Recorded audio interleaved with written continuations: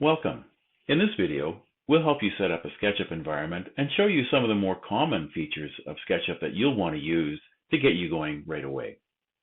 This video doesn't attempt to teach you SketchUp, and there are many videos out on the web that can help you do that. And then we'll talk a bit about CabinetSense and show you the basics of how to use it. Let's dig right in. One of the things that I like to use is the trays in SketchUp 2017. And I've already set up 4 of them. And let's go ahead and set up one more. Go down to the new tray, type in the name. I like to have a tray just for components on its own. And you'll notice the pin. So now it'll slide in and out. And if you pin it, it will stay there for you. On the components, you'll find the secondary pane that you can use.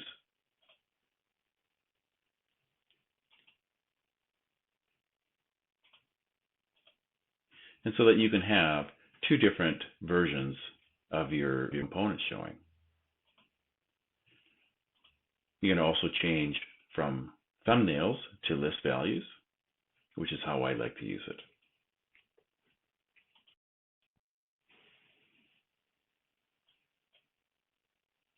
In SketchUp, you can assign shortcut keys to any of the menu options that exist.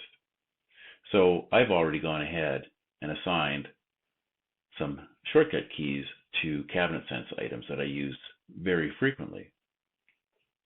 In order to do that, just go to the Preferences, click on Shortcuts, and type in what you're looking for. Here's another CabinetSense function, and go into the Add Shortcut, add a letter, and if it's already been used, SketchUp will show you what it's been assigned to, and you can override it if you want.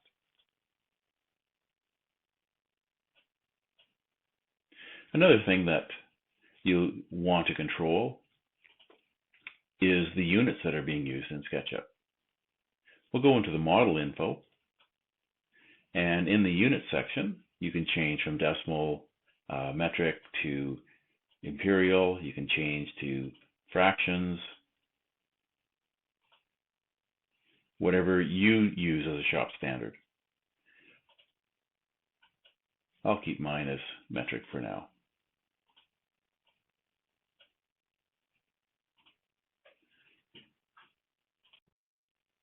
Okay, let's talk a little bit about what CabinetSense is. So CabinetSense was designed as an open-ended program.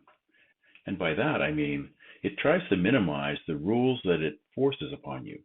It allows you to do what you want to do, but it also expects then that you as a cabinet builder or designer will check out your design and make sure that it's visually correct, that it exports correct, and it does what you want it to do.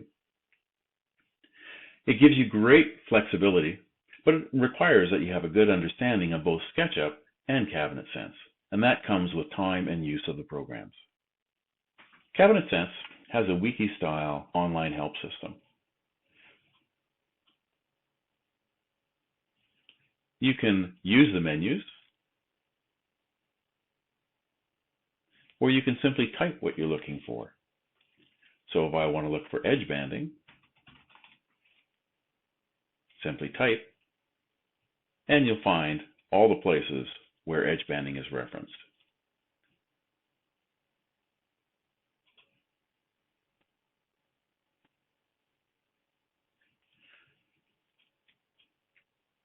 There's a tremendous amount of information in the wiki that can help you do what you need to do in CabinetSense.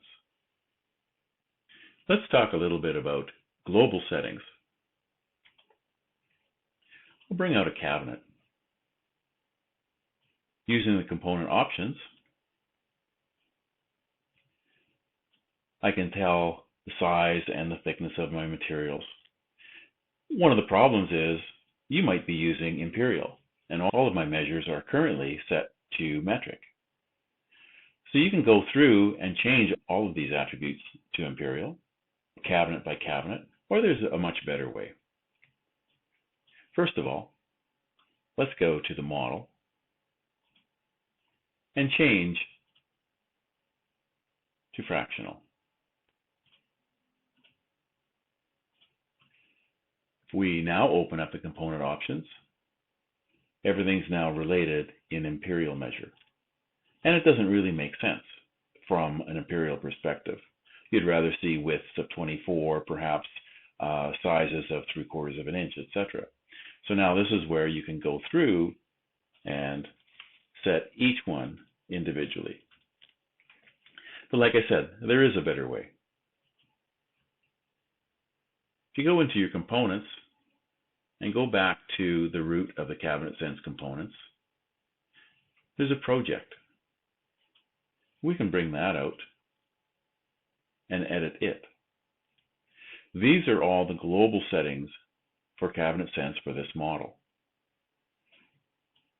So if I go through and set this, and I'll just set everything to 0.75, and we can do drawer boxes and we can do doors and etc. There's lots of information that you can set in the project that affects the entire model, from where your mounts on the walls are, where your cabinets will stick to edge banding thicknesses, machining requirements, etc. I've now set all my thicknesses to 0.75, and if you noticed on the cabinet, if I click on it now, all my measures are now in inches.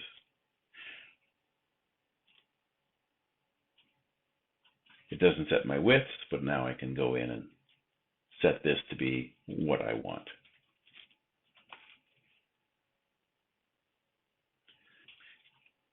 Setting it in the global project component, when I bring in another cabinet, it automatically changes that cabinet's thicknesses as well to the global thicknesses.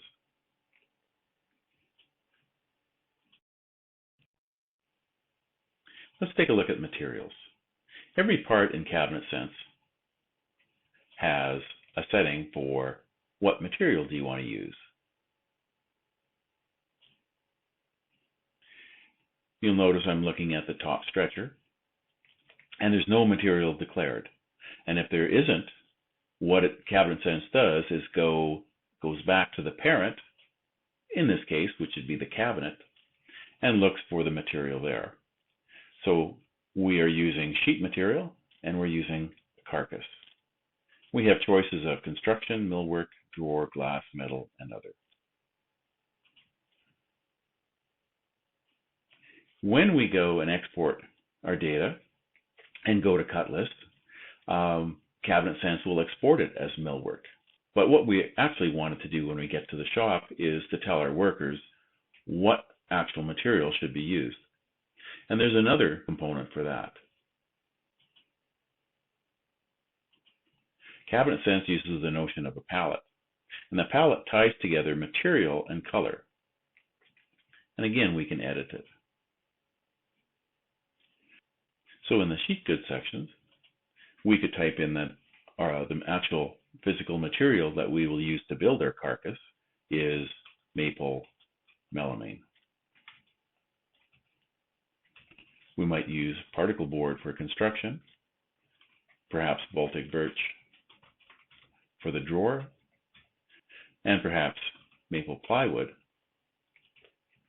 for our sheet good finished goods.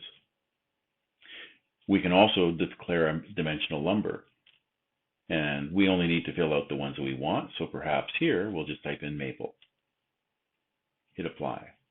Now when we export our model, anytime where CabinetSense wants to export the carcass material, it will substitute and put in maple melamine.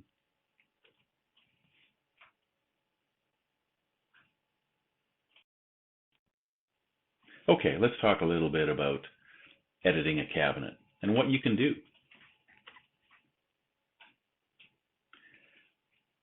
If you click on the cabinet and look at the component options, you are getting all of the options that are available for the cabinet in total. The width of the cabinet, the depth, the height, thicknesses of materials, etc. and how the cabinet is constructed. We can go inside the cabinet by either right-clicking on the cabinet and choosing Edit Component, or double-click on the cabinet to do the same thing. When you want to get out of Edit mode, simply click outside the dotted lines. Now that I'm in Edit mode, I can select any part, and now I'm looking at the attributes for that part. Now is a good time to talk about the SketchUp Outliner. A CabinetSense component is made up of many, many parts, and the outliner allows us to see that hierarchy. So here's our cabinet. If I click on the part in the outliner, the actual part in the model gets displayed. If I click on a subpart, that part gets displayed, and so forth. So right now, I'm down to editing the drawer box front, and if I call up the component options, that's exactly what I get. So the outliner can really help you show you where you are in your model and what part you're actually working on. Helps you make sense of the entire model. A word of caution about the outliner. If you were to pin it and keep it open all the time, every time that CabinetSense or SketchUp does something, it has to refresh the entire tree. And the larger the model, the longer that takes, the slower things get. So it's always a good idea to pin it and hide it so that no updating of the visual tree actually occurs. Things will run a lot faster when you do that. I'm going to hit my delete key. I could also go in and click on erase.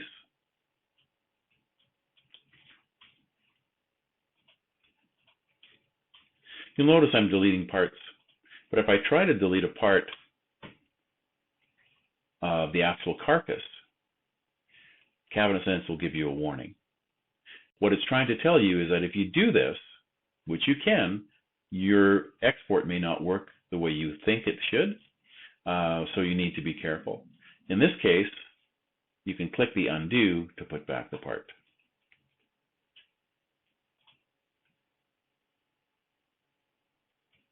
If we try to add a partition to the cabinet, again, CabinetSense gives you a message.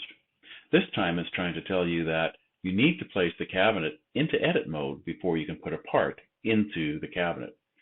CabinetSense knows that a partition is an internal part and it needs to go inside the cabinet. Going back to the outliner, it's now showing you that the partition is outside the cabinet. You could actually drag it right back inside, and there's the partition there, now inside the cabinet. And now I can move it, and it's inside. You could also have deleted it and then just simply re-added it back. I'm going to pin the components. Okay, remember that CabinetSense and SketchUp, being in a 3D environment, when you're trying to place parts inside the cabinet, if you're way out in front, you have to line things up in a 3D view because that's how SketchUp sees things. So the best way to do it is to make sure that the bottom left-hand corner of whatever you're placing, in this case the partition, is inside the opening that you want. And you can be guaranteed that CabinetSense will place it in the right spot then. When you're placing doors and drawers, it becomes very important to do that. Sometimes if you try to just snap it to the outside, you'll get the message saying it couldn't place it properly.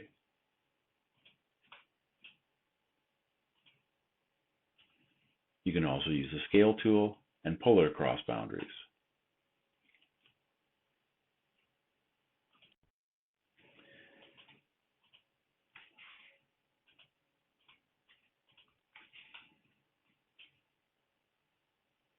Okay, let's talk about cabinet construction.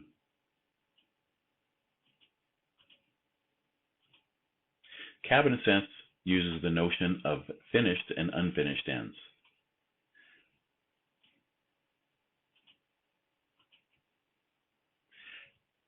And a finished end in CabinetSense means that the end will always cover the top, the sides, the bottom, etc., to give you that finished look.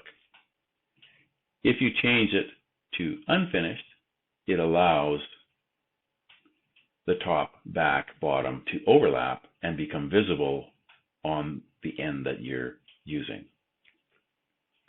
So if I go in and say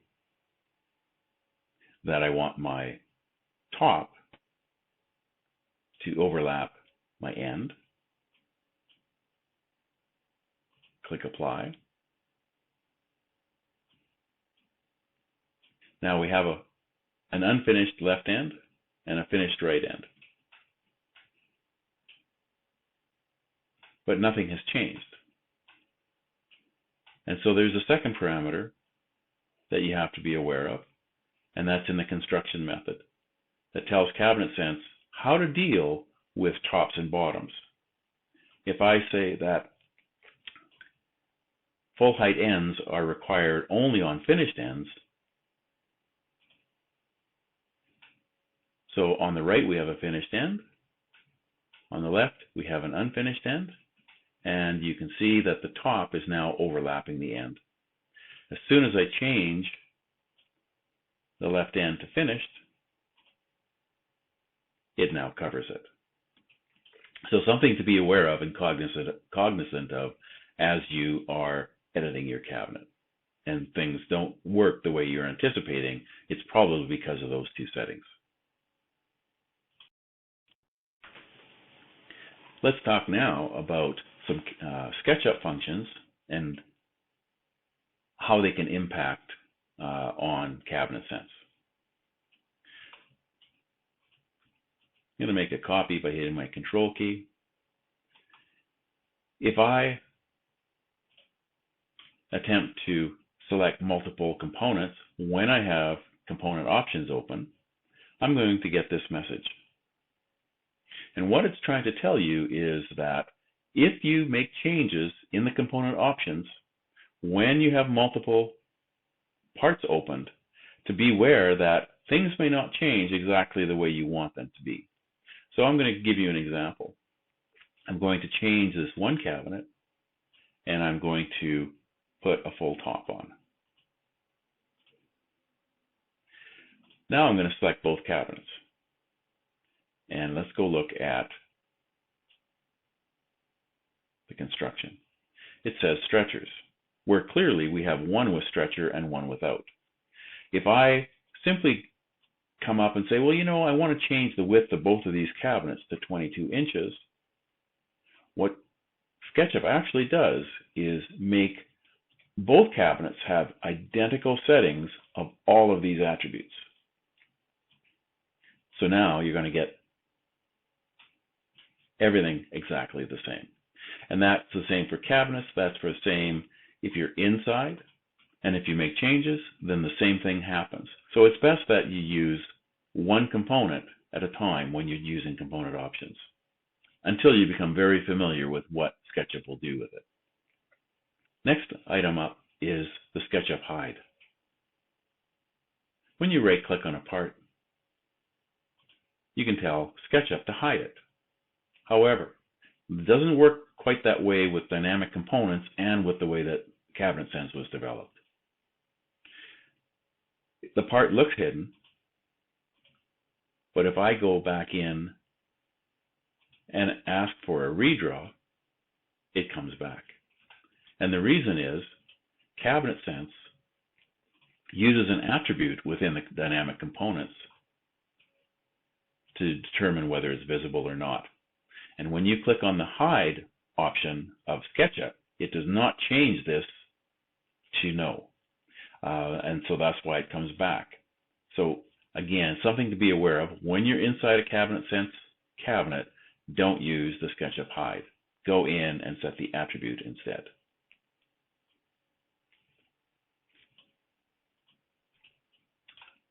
A couple more things. In SketchUp, you can scale a cabinet, and CabinetSense allows it. There are different ways that you can use the scaling.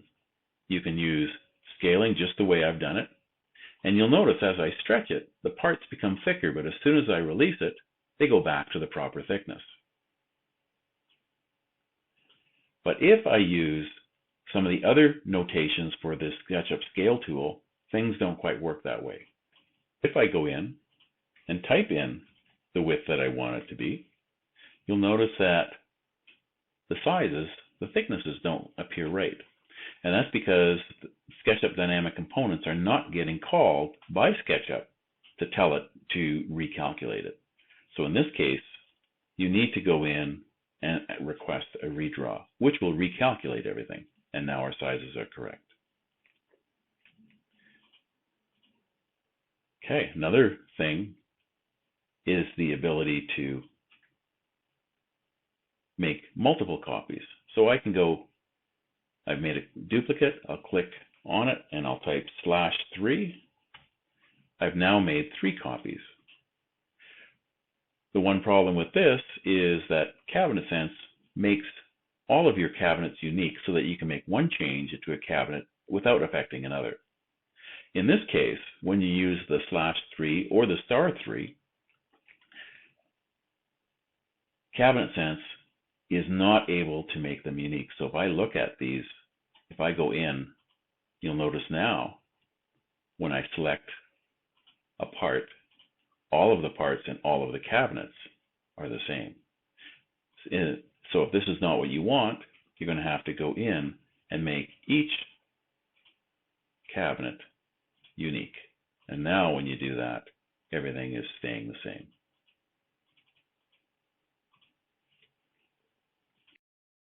And so armed with this knowledge, it'll help you make your transition to CabinetSense a more enjoyable experience.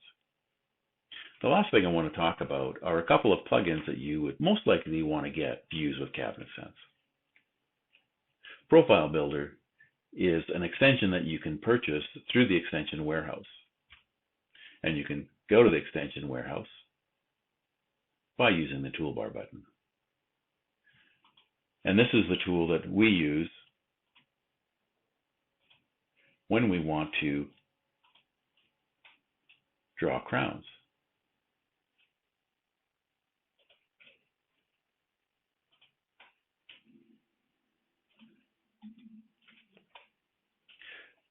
One of the nice things about this extension, it gives you the ability to produce reports. So you can find out the length of all the crowns you need of the different kinds of material that you're using with Profile Builder.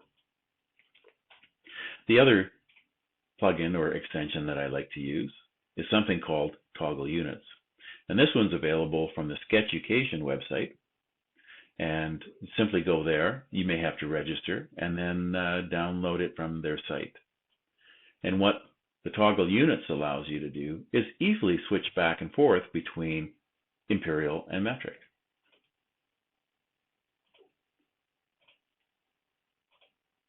Now I'm back to looking at things in a metric sense.